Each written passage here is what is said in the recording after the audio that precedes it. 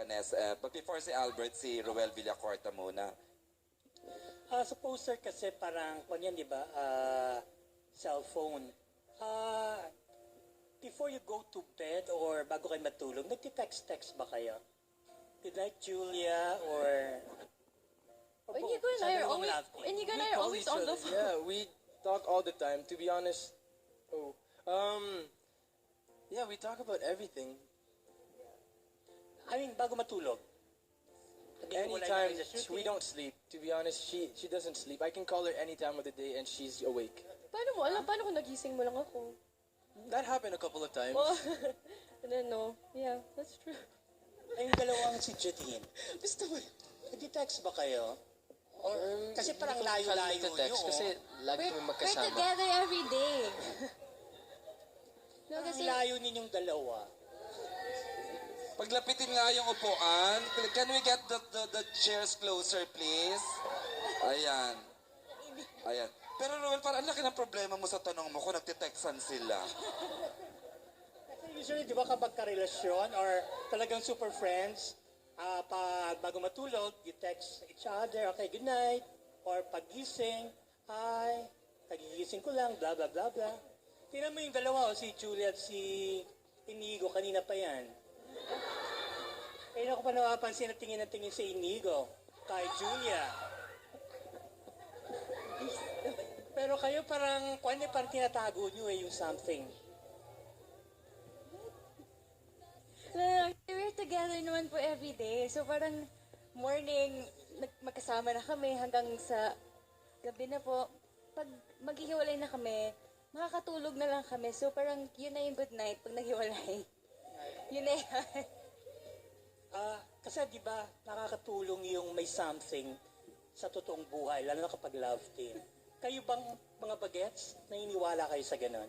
Para mas maganda ang portrayal, para si Direk kayo hindi nahihirapan kapag emote-emote na yung eksena.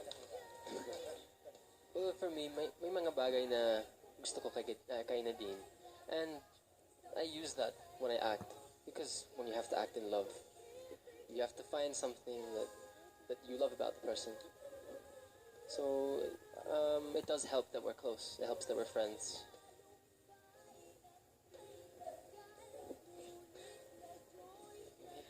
Yes, I'm thinking, nag-isip po ako. Well, si James, para po kasi siyang super close friend na. Like, everything I tell him, like, pag magkasama kami, nakadikit lang.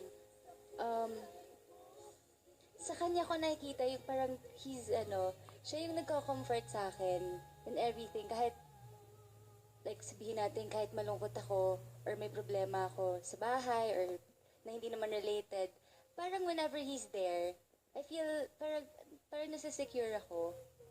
Parang siyang security blanket. He's like that. There. Matouch ba si Kwan, Parang si blanket. James? Mahawak? Po? Mamatouch? Si Mahawak? James po? Touchy. Ay, si Sometimes. Inigo kanina pa gano'n na Yung gano'n sa likod ni Julia eh. Jay, sagutin ko yan on their behalf. Ruel, on the wings pa lang ang pagiging in love nila. Wow, may pasok talaga yung teleserye. Ano? I love you, Tita Ethel. You're good na, Kaya Ruel. huwag pilitin. Ruel, parang di ka na sa element ngayon. Parang stupid yung tanong mo. I love you, Ruel. Para ang babaw. Hindi, okay lang. The last question will come from Albert, si Chika Nes Av. Hello, for Jadine. Hi. Hi po. Dun sa trailer, may isang scene na pinakakinilig ako, and that was the kissing scene. So, how was it? And like, I don't know if it was I don't think it was your first. Lasang tuyo po. Lasang tuyo po. But then it was di ba, Direk? Parang biglaan na lang. Parang wala na, naisip lang ni Direk, okay, ganito gawin, kagatin mo yung tuyo, kunyari, papakuha mo sa kanya. So was it a part of the script? Hindi. No, actually it's not. Parang naisip ko lang, anong gagawin nila dito sa tabi ng Manila Bay at kumakain ng tuyo at saka champurado? Kasi yun yung kasama sa pelikula eh. Tuyo, ganun pa. tuyo. Sabi ko, alam ko na, ito lang gawin nyo. Pwede ba, kunyari, James, kasi pinapakain niya ng tuyo eh. Yung character ni Nadine, si James, kumain ka na ng tuyo, ganyan. Tapos ayaw ni James. So parang, no, I don't like it. Sige, ganito na lang. So nilagay ni James yung tuyo sa mouth niya. Sa mouth niya. Tapos, kunin mo yung tuyo dito. Tapos, yun na, nung ginawa, dahan-dahan na gano'n, dahan-dahan. Tapos, nung malapit na, hinulog ni James yung tuyo. Tapos, hinalikan niya si Nadine. How romantic, di ba? Lasang tuyo yung labi. Iba naman. So, yun, malangsa ang pagmamahalan nila. Okay. Pero, dahil sobra silang game bilang mga artista, take 1, take 2, take 3. Ang problema na lang namin doon yung tuyo na nahuhulog eh. So, isang beses lang nila nagawa yung perfect na. For Jonigo ba, meron din silang kissing scene in the movie? Wala sa kanila yung kwento ng tuyo. Pero merong mga scenes sila na nawala naman yung scenes na yon kina James and Nadine. So, pantay lang. I think it was well distributed. Dahil napakahusay din namang manunulat ni Miss Mel, inayos naman niya ng maayos ang mga characters. Back to Jaden, is there a pressure ba sa part ninyo when your fans, especially in social media, kept on pushing na sana meron kayo together? Like, na sana sana ligawan mo na In real life? In real life? Yes, in real life. Is there pressure? I think we're used to it. I think at the start, there was, a bit of that pressure, how to act. Not in the movies, but how to act in real life. But I think now we're used to it and we're comfortable already with the fact that we're really just friends. Mas nakakakilig po kasi pag may pinupush sila. Alam mo yan, parang, oh my God, sila nabasa na maging sila ganyan. For me po, and what I noticed, parang mas kinikilig sila sa ganun. Parang nangangarap sila, right, guys? Yun po. Kinikilig din ba kayo sa sarili niyong love team when you watched your movie? How do you feel, the kilig? Sila, just kumilig na kilig lagi sa set. I mean, sorry. No, kasi dun sa mga scenes nila, ganyan, lalo na yung mga kilig scenes, ganyan, minsan hindi na sila mapigilan. Parang, nako, ang haharot, pag kinikilig kasi, syempre mga bata, di ba? Pag kinikilig sila, kilig na kilig sila. Eh, minsan hindi naman yun yung hinihingi nung storya o nung eksena. Yung, huwag kayo masyadong kiligin, okay lang kayo, relax lang, di ba? May mga intensity ng kilig. Sa susunod na eksena na yan, eh, minsan hindi na napipigilan. Pero, natitame naman. Kasi nga, ayok. Last question to Nadine. Earlier you said na in terms of the phases of love, naranasan mo na lahat. Saang phase doon si James Reid? Hello, wait lang. Kinabahan naman po ako bigla dun sa question. Ano dire? On the ways of love?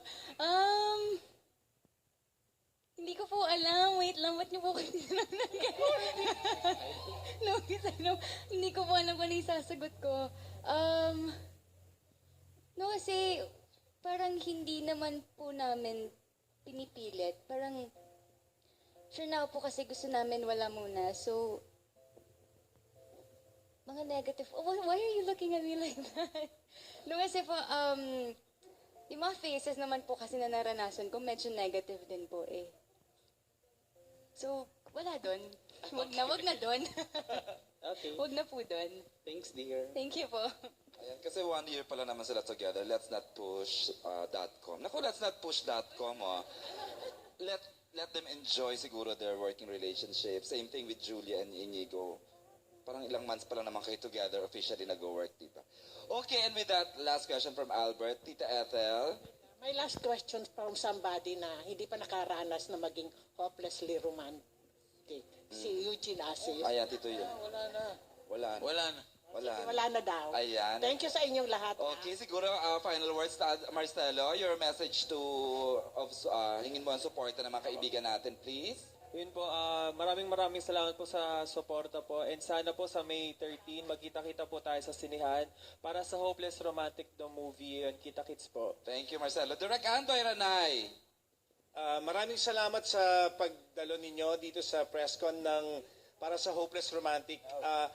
May 13 ang para sa Hopeless Romantic, starring James Reid, Nadine Lustre, Inigo Pascual, and Julia Barreto. Written by Mel Del Rosario, under Star Cinema and Viva Films. Okay, thanks, Direk Andoy. Welcome back sa ABS-CBN, of course. Thanks. And of course, Inigo Pascual. Inigo, please. Sabay na.